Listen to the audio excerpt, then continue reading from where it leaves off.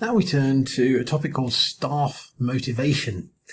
What motivates staff? Well, up until the World War, there were three basic broad theories about motivating staff. One was the theory of money. They said that, everybody is either a buyer or a seller. The second theory was about sociability and saying that, where there are friendships, that is going to influence things, and that's what makes things work in the workplace. It's all about friendships and sociability and relationships and so on. And then a third theory came along, which was all about the idea of career. The fact that people wanted to be guided into knowing where their path was going, and that it was considerations about their career that was the thing that was going to lead them forward. However, those were three different theories which were about before World War II. But since then, other theories have developed, including one that actually was pre-war, was developed by a chap called Mayo. And he conducted a bunch of experiments at the Hawthorne plant of Western Electric, which was a company in America. This happened back in 1924, so it's obviously pre-war, where he was studying productivity in the workplace, and talked to the staff about what could be done to improve things. And it seemed that just about whatever he did, whether it was making the lights brighter, making the lights darker, almost everything seemed to result in improved productivity. And actually what he had discovered was that if management cares, or even seems to care, about the staff and is listening to what they say and is acting on what they ask for, productivity increases. It really was that simple. If the managers choose to listen to their staff and take positive action based on what their staff report, the staff motivation goes up. This linked rather a little with something that another guy called Maslow. He had developed a hierarchy of needs, saying that at the basic level, people need to know that their working conditions are basically safe, are there. This is all about the physiological. Do they feel warm rather than cold? Do they feel protected and safe? Do they feel fed? Other basics in place. And if those basics are in place, then they can move on to something called the safety level, which is partially about being physically safe, but it can also refer to sort of job safety as well. Stability. Is what I currently have, do I feel the likelihood is it will still be like that? There's no big surprises coming. Then there's the social level, feeling cared for by colleagues, having a sense of team and so forth. And the next level, if that is in place, then the next level can be built, which is about esteem. Do I feel recognized? Do I feel that people appreciate me for what I'm doing? Do I feel that I have a sense of responsibility where I am? And ultimately, if all of these things are in place, then it is possible that somebody can feel this sense of self-actualization, as Maslow called it, where there's a real sense of achievement, and people are able to pour out their creativity, they'll rise to the challenge, and that they feel that they're really doing something that is valuable. So this is Maslow's theory, which basically is saying, have you got the basics in place? Because only if the basics are in place can the next level be built. And only if those things are in place can the next level be built, etc., working its way up. If you want staff who feel a real sense of achievement and that they can creatively pour themselves out, you have to fulfill these other things.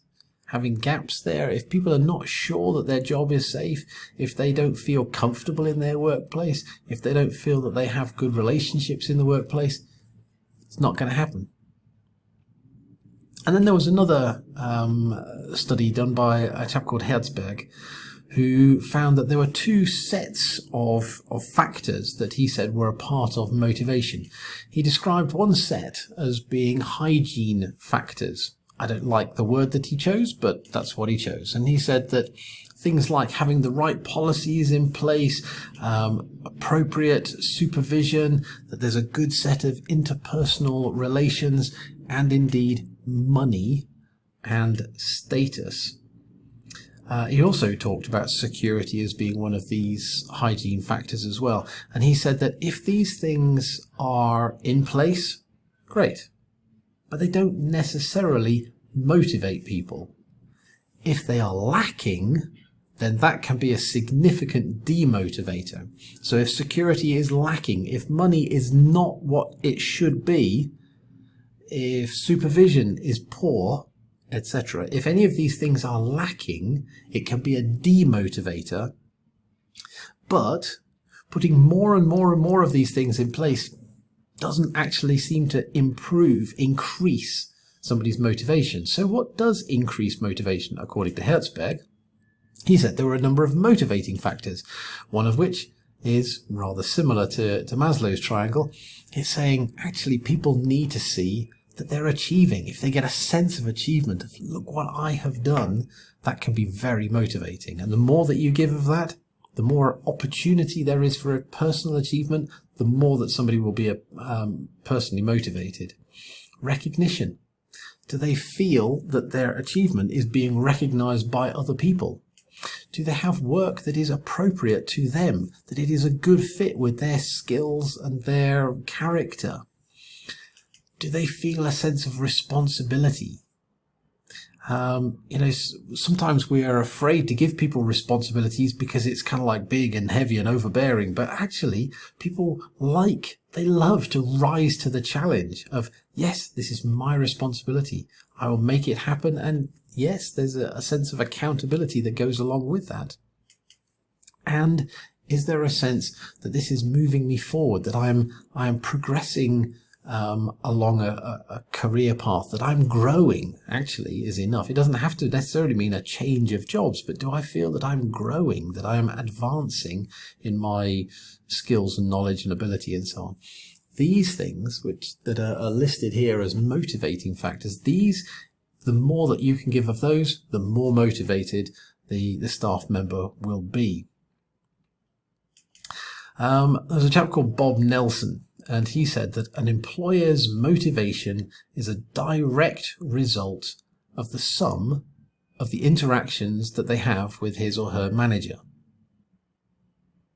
An employee's motivation is directly influenced by the interactions that they have with their line manager.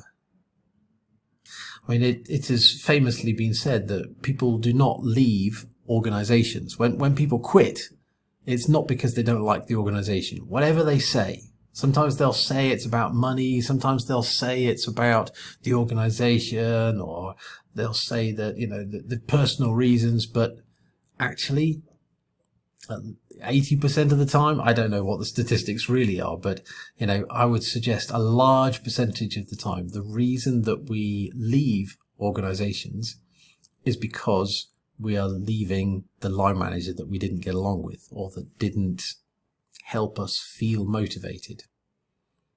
Now, sometimes there are jobs which are just, they're very mechanical. They've got very little intrinsic drive in them.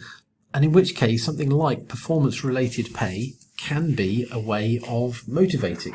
If you get paid per item that you make on that factory floor, then yes, pay can be an influencing factor there. But most of the time, in most jobs, money is not as beneficial as we think it is. We think that money is an incentive. But if we as managers, as leaders, encourage people to think about money as being an incentive, it tends to focus people on the short term.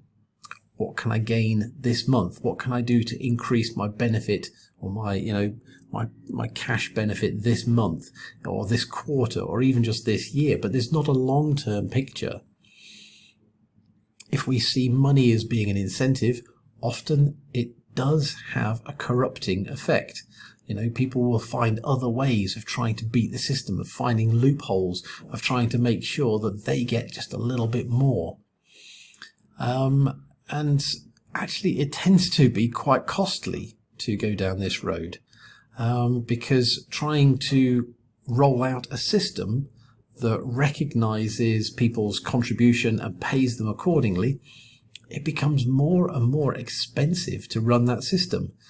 Because you have to make sure that it doesn't have corruption built into it. You have to have checks and balances to make sure that it's being managed in a fair way and so on. And at the end of the day, leaders and managers who use money as an incentive in their organization, it usually ends up with everybody being unhappy, both the workers and the managers. So I would strongly recommend that we try and move our discussion away from money, because money honestly is not a motivator. We think it is, but it isn't. If you were paid an extra 50 rupees to do such and such, would you do it? Well, no, because it kind of depends what it is. And that's the point. That it is actually more important to us than the money.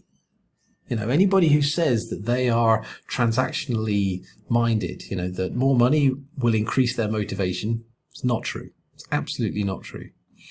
So we've got to think, well, what can we use as leaders, as managers, to motivate our people if it's not money?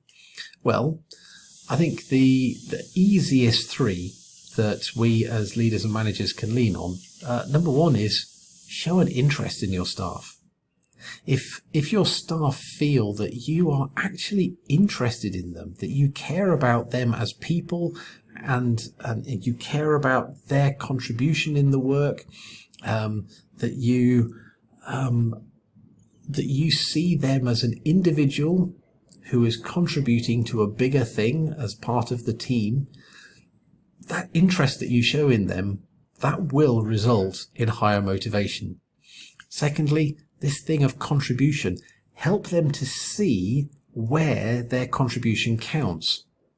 If they can see that thing that they do at their desk, that this is having an impact in the team goals, and the team goals are helping the organization achieve its vision, that is seriously motivating. That is the kind of thing that gets people excited about their work, and that they are likely to deliver more of that work. And thirdly, can you maintain a positive atmosphere in the office? It's too easy to get into a mindset of, oh, isn't it bad? Nobody cares about us. We're not paid properly. There's this other organization, they do this, and everything gets all moany. Nobody wants to work in that office. It's fun to moan for a bit, for a few minutes, but actually if you by your actions encourage or perpetuate or don't stop a moaning atmosphere in your office, it will gradually take over like some awful mold that gets into every corner. Instead, you have to work at developing a positive office atmosphere where things are exciting and you find out, hey, look what we've achieved. Isn't this good? And that positivity will rub off on people. They'll appreciate it. They'll be more motivated. They will also then build into that positive atmosphere. If some people are going to find this, difficult to work on, and you might need to remember back to those 5 levels of influence that we looked at, that start with just positional power and work your way upwards. Well, maybe you as a manager, maybe you find it difficult to give praise to staff. Maybe you find it difficult to recognize when a good job has been done. Maybe you don't feel comfortable encouraging your staff. Well, I would recommend maybe there is a problem that needs fixing. You need to learn how to encourage your staff. You need to learn how to have a positive atmosphere yourself, because we need to bring that into our teams.